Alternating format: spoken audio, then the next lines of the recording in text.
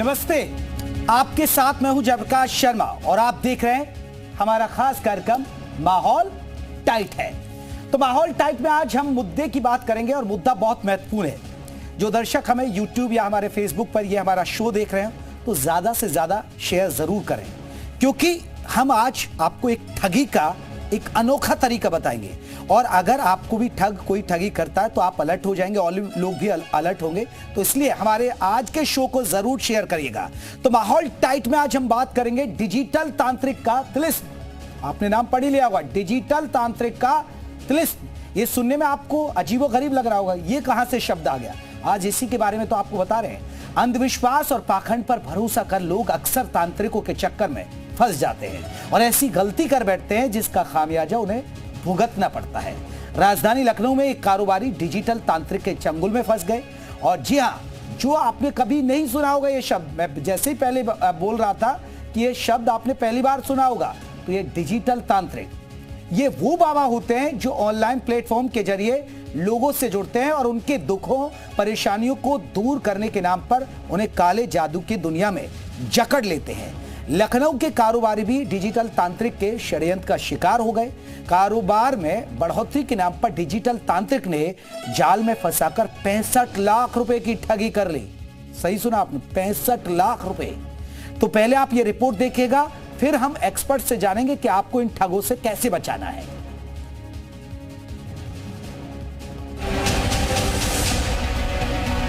क्या आप डिजिटल ठगी के अवैध धंधे में तांत्रिक भी कूद पड़े हैं? क्या तंत्र मंत्र के सहारे अपराध के डिजिटल षड्यंत्र रचे जा रहे हैं? ये सवाल इसलिए क्योंकि राजधानी लखनऊ के रहने वाले कारोबारी ऐसी एक जालसाजी का शिकार हो गए। घर पर भूत का साया होने का डर दिखाकर उनसे लाखों रुपए ऐंठ लिए गए। दरअसल लखनऊ की साउथ सिटी में रहने वाले कारोबारी हेमंत राय व्यापार में हुए नुकसान से उबरने के लिए एक डिजिटल तांत्रिक के चक्कर में फंस गए। तांत्रिक ने उनके घर और कारोबार पर काले जादू का साया बताया। काले जादू के असर से बचने के लिए डिजिटल तांत्रिक ने शमशान में हवन की बात कही। शमशान में हवन के बदले डिजिटल तांत्रिक ने कारोबारी से समय समय पर करीब 65 लाख रुपए ठग लिए। बाद में कारोबारी को जब अपने साथ हुई ठगी का एहसास हुआ तो उन्होंने पुलिस में मामला दर्ज करवाया। डिजिटल अरेस्ट की घटनाओं के बीच अब डिजिटल तांत्रिक के जरिए फ्रॉड का मामला सामने आया है। लखनऊ के एक व्यापारी को काले जादू का डर दिखाकर उससे 65 लाख रुपए हड़प लिए गए।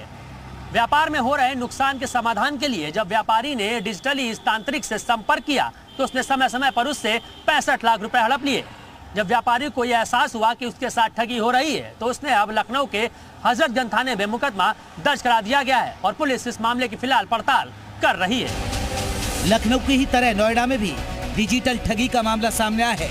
यहाँ महिला इंजीनियर को डिजिटल अरेस्ट करके करीब 20 लाख रुपए की ठगी कर ली गई।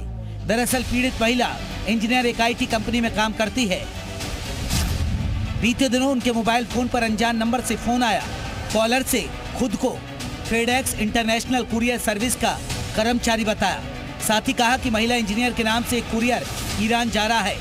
इस कुरियर में ड्रग्स और आपत्तिजनक सामान है। ज्यादा जानकारी के लिए महिला इंजीनियर को मोबाइल पर एक बटन दबाने को कहा। पीड़िता ने जैसे अपने मोबाइल पर बटन दबाया, उसका फोन कथित मुंबई साइबर क्राइम अपराधी से कनेक्ट हो गया। कथित अधिकारी ने महिला को केस की जानकारी दी और पूछताछ के नाम पर महिला इंजीनियर को करीब 3 घंटे तक डिजिटल अरेस्ट रखा। बाद में जालसाजों ने महिला को जेल का डर दिखा दिया और इससे बचने के लिए 20 लाख रुपए ट्रांसफर करवा लिए। महिला इंजीनियर ने जैसे ही रकम जालसाजों को बताए खाते में ट्रांसफर की, वैसे ही ठगों ने संपर्क तोड़ दिया। बाद में महिला इंजीनियर को अपने साथ हुई ठगी का एहसास हुआ तो उन्होंने पुलिस को जानकारी दी। IT कंपनी की इंजीनियर के साथ में पार्सल में ड्रग्स बताकर महिला को डराया धमकाया और उससे 20 लाख रुपए उससे बैंक के द्वारा उससे ले लिए गए। जब महिला ने अपने आप को फंसता हुआ देखा तो उसने नज़दीकी पुलिस में इसकी जानकारी दी और पुलिस ने पूरे मामले की जांच पड़ताल करते हुए मुकदमा दर्ज कर लिया है। बताया जा रहा है कि महिला ने 20 लाख रुपए लोन लेके उन ठगों को दिया था। नोएडा से विजय गौड़, जी मीडिया।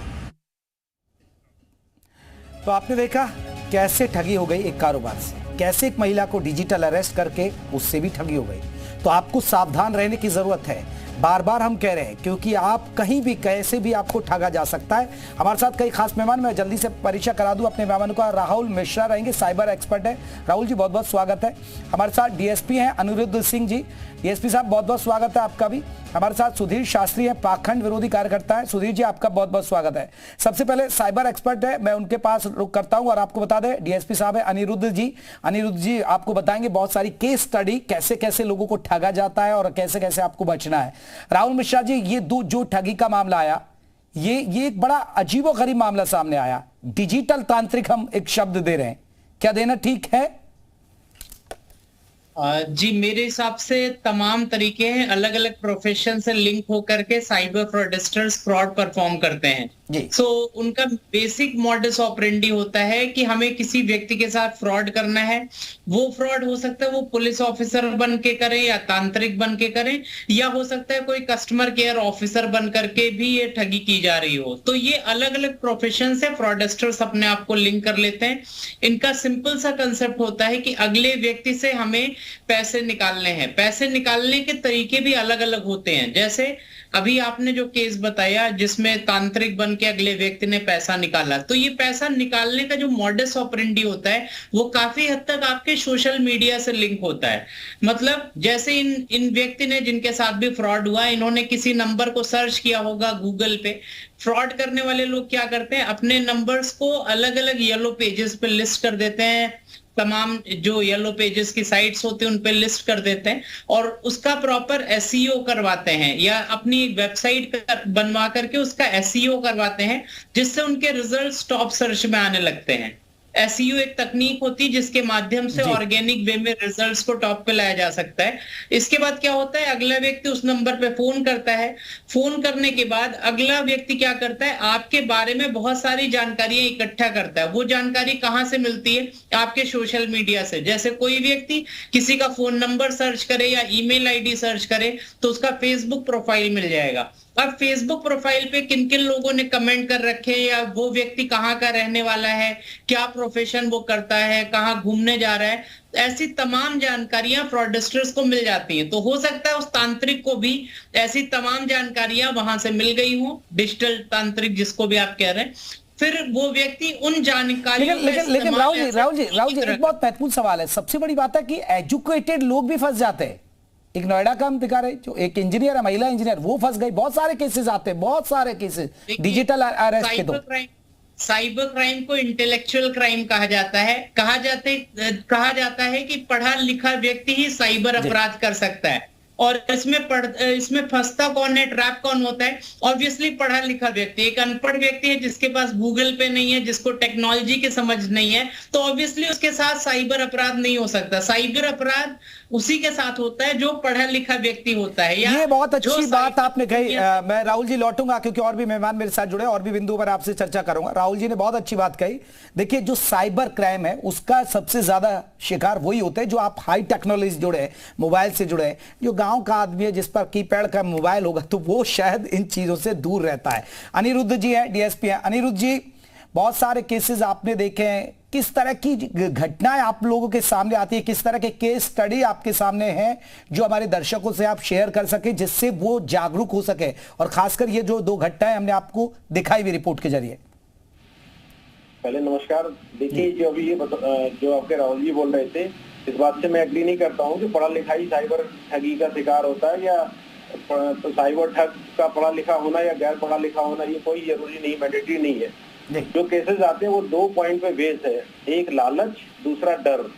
इसके अलावा तीसरा कोई कॉन्सेप्ट ही नहीं है इसमें। जितने भी साइबर ठगी हो रही है उनमें 2 यही है, या वो फ्री में टावर लगवाएगा, उसका बेस है, और उनका डेटा जरूरी नहीं है हमें फेसबुक में जाना। पार्सल आता है पोर्ट पे, उसमें नंबर लिखा रहता है, सामने वाले को ट्रस्ट हो जाता है कि हाँ मेरा ही पार्सल है ये, ठीक। तो वो कोई जरिया नहीं है कि हमें सिर्फ सोशल अकाउंट ही देखना हो। फिर ठगने के बहुत तरीके हैं। हमारी आपकी प्रोफाइल का अगर हम ट्रू कॉलर में डालेंगे तो हमारा प्रोफेशन निकल आएगा, मेल आईडी लोग डाल के रखते हैं। तो बहुत सारे जरिए, बहुत सारे तरीके हैं, लेकिन सारी चीज ठगी सिर्फ डर और लालच में हो रही है। जितने भी जो हाउस अरेस्ट के केसेस है, इसमें अभी फिर मैं आपको बता रहा हूँ, विक्टिम आपको पूरी सच बात नहीं बता रहे हैं अभी भी। आपसे मैं स्वयं एक सवाल करता हूँ कि आपको सबसे ज्यादा डर कब लगेगा? जब आपको कोई प्राइवेसी या कोई प्राइवेट चीज आपकी होगी उसके पास। जी जी, नहीं बहुत सारे बिल्कुल बिल्कुल। अनिरुद्ध जी, मैं अपने साथ किस्सा सुनाता हूँ। चलिए, हम तो खबरों में रहते हैं, खबरें लोगों को जागरूक करते हैं। मुझे डिजिटल अरेस्ट के लिए फोन आया कि आपका बेटा ऐसे और ये और वो है। मैंने उससे भी पार पाया। मेरे पास एक फोन आया कि मैं आपका अरे मैं पहचाना आपका दोस्त। मुझे लगा कि जान पहचान किसी आवाज लगी, तो मैंने कहा हाँ बताइए। अरे मैं मुंबई आया हूँ, ऐसे ऐसे फंस गया हूँ, आप मुझे अपना फोन पे दे दीजिए, मैं आपको पैसा दे देता हूँ, वहां से ऐसे नहीं। तो मेरे साथ हुआ, लेकिन हम अलर्ट रहते हैं क्योंकि हम खबरों में रोज पढ़ते हैं और बताते हैं लोगों को। एग्जैक्टली, ट्रस्ट का और लालच और डरा के लेने का तरीका है। मेरे पास कल ही एक बच्ची का फोन आया कि सर मेरे मेल पे सीबीआई का सम्मन आया है। तो हमने कहा आप क्या करते हो? तो बोले टीचिंग करते हैं। हमने कहा तो आप कम से कम थोड़ा सा भी कॉमन सेंस लगाएं। जो भी है, मैं सबको कहना चाह रहा हूँ, ये अवेयरनेस पहुंच नहीं रही है नीचे तक। सच यही है, लोग शॉर्ट वीडियोस घंटों देख लेते हैं, लेकिन एक अवेयरनेस वीडियो 2-3 मिनट का भी देखना नहीं पसंद करते। सच ये है, इसलिए भी अवेयरनेस की बहुत ज्यादा कमी है। अदरवाइज ये क्राइम बहुत सारे पैटर्न सेम है, मिलते जुलते आगे चल रहे हैं, लोगों को समझना चाहिए। और आप बताओ कौन सा ऐसा पुलिस वाला होगा जो आपको ठगेगा या डराएगा, और फिर आप पुलिस के पास ही जा रहे हो। तो आप सबसे पहले फोन बंद करिए, सीधा आपकी इच्छा शक्ति होनी चाहिए आपकी जी। आप उसके इशारों पे तभी काम करते हो, या तो आपका उसने वीडियो रिकॉर्ड कर लिया, क्या जान गया आप कमजोर हो, कोई सीबीआई ईडी का आपको जितने सम्मन वारंट के प्रारूप पड़े हुए हैं बना के आपका भेज दिया, आपको दे दिया, फिर वो आपको अपने तरीके से चलाने लगता है। बिल्कुल अनिरुद्ध जी, और भी आपसे केस स्टडी के बारे में जानूंगा, आपके सामने कैसे कैसे केस आए, मैं लौटता हूं। लेकिन आपने बहुत महत्वपूर्ण बात कही, डर और लालच। लालच ही ले डूबा, क्योंकि उसको अपने कारोबार को बेहतर करना था, इसलिए 65 लाख की ठगी हो गई। डर, जिस महिला के साथ अरेस्टिंग हुई, जो इंजीनियर हम बात कर रहे हैं, क्योंकि डर था उससे कि उसके नाम से पार्सल था, उसमें ड्रग्स की बात कही। हमारे साथ देखिए हमारे एक और खास मेहमान है सुधीर शास्त्री। सुधीर जी, ये जो लोग कहते हैं कि ये हो जाएगा, ये पूजा पाठ करिए, तांत्रिक, ये वो चीजें बताते हैं, आपको लगता है कि इन चीजों से कुछ भला होता है, या लोग इस ट्रैप में फंसे चले जाते हैं और अपना पैसा गवा देते हैं? देखिए, दो चीजें हैं। एक तो सबसे पहले हमें इस बात को समझना पड़ेगा जी। जैसे एसीपी साहब कह रहे थे, अनिरुद्ध जी कह रहे थे जी, कि लालच, तो मेन जो चीज ये है, हम तांत्रिकों के चक्कर में पड़ते कब हैं, और वास्तविकता ये है कि तंत्र मंत्र इतने सहज नहीं है कि हर व्यक्ति उसको सिद्ध करे और दूसरे दिन जो चाहे वो प्राप्त कर ले। अगर ऐसा करना हो तो सारा जो कर्म योग है ना, वो नष्ट होकर के रह जाएगा जी। ठीक है, हर व्यक्ति एक तांत्रिक जी को पकड़ लेगा, एक मांत्रिक जी को पकड़ लेगा, और चीजें, हाँ आध्यात्मिक साधना है, और साधना को गति देते हुए एक साधक अगर चाहे तो ईश्वर से प्रार्थना करके अपने हेतु कुछ याचना कर सकता है, लेकिन उस याचना को स्वीकार करना है, ईश्वर को नहीं स्वीकार करना है, उसके अनुरूप आपको फल प्रदान करना है, या कितनी प्रतीक्षा करनी पड़ेगी। देखिए, ये कोई चीजें जो गारंटीड मैं ये ठीक करता हूं, मैं आपकी जो फैक्ट्री बंद है उसको चलवा दूंगा, ये ऐसी जो बातें हैं वो भ्रमित करने के लिए होती हैं। और एक चीज हमेशा ध्यान रखिएगा, चाहे ठग हो, चाहे कोई चोर हो, ये सब पाखंड में ही समाये रहते हैं। इनका सबसे बड़ा आवरण ही पाखंड होता है। कोई व्यक्ति ठगी के लिए आता है तो वो सबसे पहले आपका सच्चा मित्र बनने की चेष्टा करता है, यहां तक कि वो आपके घर से भी ज्यादा आपका सगा होना चाहता है।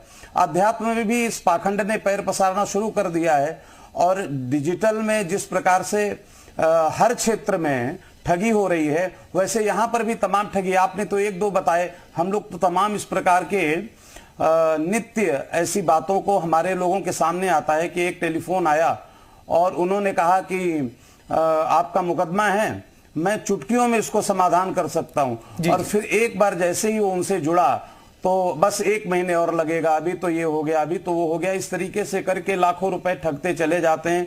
और व्यक्ति क्या करता है, वो जब कोई, सबसे बड़ी चीज मैं ये कहूंगा कि जब तक परंपरा से प्राप्त कोई ज्ञान आपको ना लगे, जब तक सात्विकता को ओढ़े हुए आपका सिर्फ आवरण लगे, तब तक आपको ट्रस्ट नहीं करना चाहिए, आपको विश्वास नहीं करना चाहिए। एक चीज और है, आज की जो पूजा पद्धति भी है ना, उसमें जो व्यवहारिक चीज है उसमें बड़ा फर्क आ गया है जी। आदमी चमक दमक में बड़ा विश्वास करने लगा है जी। सिर्फ आवरण ओढ़े हैं वही बड़ा सिद्ध होगा ऐसा संभव नहीं है जी। तो मैं इतनी बात कहना चाहूंगा कि एक हवन से एक यज्ञ से कोई किस्मत बदलने लग जाए तो स्वयं राष्ट्रपति बन के बैठ जाएगा। ये बात बिल्कुल सही बात है। राहुल जी, मैं लौटूंगा। राहुल मिश्रा साइबर एक्सपर्ट हमारे साथ जुड़े हैं। राहुल जी, एक बहुत महत्वपूर्ण बात है कि चलिए अब ठीक है ये घटना हो रही है, लेकिन बहुत सारे लाखों लोग हमें कम से कम सुन रहे होंगे, उन्हें जगाया कैसे जाए, जागरूक कैसे किया जाए? क्योंकि जो एक्सपर्ट है, जो क्राइम, जो साइबर एक्सपर्ट है, जो क्राइम करते हैं, वो इतने एक्सपर्ट है कि आपकी वॉइस से करके फोन कर देंगे आपके घर पे, घर वालों को भी लगेगा कि आपकी आवाज है। तो वो हर दिन एक नया हथकंडा अपनाते हैं, हर दिन एक नया तरीका क्राइम आता है, साइबर क्राइम। देखिए सर, सबसे बड़ी चीज है अगर किसी व्यक्ति को अवेयरनेस होनी चाहिए, सबसे ज्यादा इंपॉर्टेंट है। अवेयरनेस का मतलब हुआ जैसे कोई व्यक्ति अगर फोन करके आपको कह रहा है कि आपका लड़का रेप केस में फंस गया है और आप अपने बच्चे को फोन कर रहे हो, अगर उसका फोन नहीं उठ रहा है तो कई बार लोग सोचते हैं कि कहीं ऐसा तो नहीं, हाँ वाकई में ऐसा हो गया हो। लेकिन आपको सोचने की जरूरत है, जैसा मैंने बताया सोशल मीडिया आज भी बहुत बड़ा एक टूल है साइबर क्रिमिनल्स के लिए। जैसे मैं आपको एक उदाहरण के तौर पे समझाता हूं, जैसे मान लीजिए किसी बच्चे ने अपनी प्रोफाइल पे डाल रखा है कि वो यूनिवर्सिटी का स्टूडेंट है और उसने अपनी प्रोफाइल पे अपने फादर को ऐड कर रखा है रिलेशनशिप में। तो फ्रॉड व्यक्ति क्या करता है, उसके फादर की प्रोफाइल पे जाएगा, वहां देखेगा अगर उसके फादर ने फोन नंबर डाल रखा है तो उसको कॉल करेगा और उसके ही किसी फ्रेंड से उस व्यक्ति का फोन नंबर मांगेगा जो कि स्टूडेंट है। फिर उस स्टूडेंट को कॉल करके देखेगा इसका फोन उठ रहा है कि नहीं उठ रहा है। अगर फोन नहीं उठ रहा होगा तो उसके फादर के नंबर पे कॉल करेगा, बोलेगा देखो तुम्हारे बच्चे का फोन नहीं उठेगा और आपका बच्चे का नाम ये है, उसके दोस्त का नाम ये है और वो इस क्राइम में फंस गया है। तो तमाम जानकारी उसने सोशल मीडिया से इकट्ठा की, उस जानकारी को एज अ टूल इस्तेमाल किया और आपको डराना शुरू कर दिया। और कई बार लोग डर के मारे इन पैसों को ट्रांसफर करने में लग जाते हैं। तो ऑब्वियसली लोगों को अलर्ट रहने की आवश्यकता है, अवेयर रहने की आवश्यकता है। और कोई व्यक्ति अगर पैसा डिमांड कर रहा है, आपसे जल्दबाजी कर रहा है, तो अपना दिमाग खोल करके पहले सोचिए। अगर आपका संपर्क नहीं हो पा रहा है तो आपको दूसरा पॉइंट ये सोचना चाहिए कि हो सकता है आपके बच्चे की क्लास चल रही हो उस समय और फोन साइलेंट पे हो। तो जो अदर मीडियम्स हो सकते हैं कम्युनिकेशन के, उसका इस्तेमाल करिए बजाय इसके कि डायरेक्टली आप किसी को पैसा देने लगे। देखिए अलर्ट रहने की जरूरत है और थोड़ा पेशेंस भी रखने की जरूरत है, थोड़ा दिमाग। अनिरुद्ध जी, मैं जानना चाहूंगा कोई ऐसे केस, ऐसी कोई केस स्टडी जो आपके सामने आपने की हो, देखी हो, उसको जो हमसे शेयर करना चाहे हमारे दर्शकों से कि देखिए इस तरह के भी साइबर क्राइम सामने आ रहे हैं। देखिए मैं एक बहुत छोटा सा बताऊं, मैंने रिकवरी भी किया अभी कुछ ही महीने पहले का। एटीएम में हुआ था, वो कुछ एटीएम से लिए रहते हैं और वो एक पत्रकार के साथ ही हुआ था, वो रेपुटेटेड प्रिंट मीडिया के थे।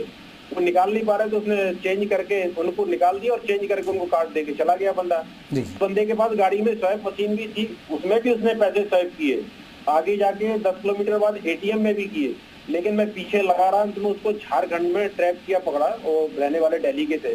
देखिए क्राइम क्या है ना, ये बड़ा फास्ट है, अलग अलग जगह हो रहा है। अवेयरनेस के साथ साथ सॉल्यूशन बहुत जरूरी है। होता क्या है ना कि एक ट्रायंगल टाइप का है इस क्राइम में। हमने राजस्थान से खरीदा सिम, तमिलनाडु में बैठ के मैं क्राइम कर रहा हूँ, ठगने वाला आसाम में ठगा जा रहा है, इतनी दूरी। तो क्राइम रजिस्टर्ड हो और उसमें फ्रिक्वेंटली तेजी नहीं आ पाती। तो अगर कुछ इस तरीके का चेंज होता है कि जिस जगह का वो सेल नंबर है उसी स्टेट में अगर ये केस ट्रांसफर करने के कुछ अरेंजमेंट हो जाए तो वो पकड़े भी जाएं, जेल भी जाएं। अनिरुद्ध जी, जैसे अगर किसी के साथ साइबर क्राइम हो भी जाता है तो अमूमन देखा जाता है कि पुलिस भी थोड़ा पैर पीछे खींच लेती है। जैसे आपने खुद जिक्र किया, देखिए आदमी ने सिम ली मुंबई की, महाराष्ट्र की, और वो कर रहा है तमिलनाडु में, तो पुलिस इतना एफर्ट्स नहीं लगाती। बट ठीक है, अब हो गया तो ज्यादातर केस में ऐसा ही देखा गया है, पुलिस वाले भी इतना भाग दौड़ करते नहीं है। देखिए दिन भर इतने केसेस आ रहे हैं, बहुत सारे काम, पुलिस के पास भी बहुत सारा लोड है, ऐसा नहीं है, करते हैं पुलिस वाले, पूरी प्रयास करते हैं, सारी डिटेल निकालते हैं, बहुत सारे प्रोसेस हैं। मैं वही समझाना चाह रहा हूँ, पहले एंड पॉइंट नहीं होता था इस क्राइम का। नंबर 2 की सिम भी हो जाती थी, जनधन खाते भी इस्तेमाल हो जाते थे। आज के टाइम में वेब कैम के सामने फोटो खींची जाती है जिसका सिम होता है, वो डिनाई नहीं कर सकता है कि मैंने सिम नहीं दिया। उसको मूल्य बनाओ, उसको जेल भेजा जाए। जिस अकाउंट में ट्रांसफर हुए उसको भी मूल्य बनाया जाए, उसको भी जेल भेजा जाए। और इस केस को जो भी स्टेट में हो, नंबर वो यूज हुआ हो, उसको ट्रांसफर कर दिया जाए तो इसमें कमी आएगी। जी जी, चलिए मैं आ रहा हूं एक आखिरी कमेंट सुधीर जी। सुधीर जी, आप क्या कहेंगे जो पाखंड के चक्कर में फंसते हैं उन लोगों को कैसे आप जागरूक करेंगे? कोई मैसेज हमारे जरिए आपका? मैं एक ही बात कहूंगा, हम सनातन के संरक्षक तभी बन पाएंगे जब हमारे अंदर अपने सनातन के प्रति जानकारी हो। जो अनुष्ठान की पद्धति है, एस्ट्रोलॉजी के अनुसार आपके ग्रहों के बारे में कोई प्रेडिक्शन करता है, उसके अनुसार आपके लिए कोई बात कहता है कि भाई ये उपाय करिए और इससे चीजें हो जाएंगी, वो परम वैज्ञानिक तथ्य है, उससे हम डिनाई नहीं कर सकते।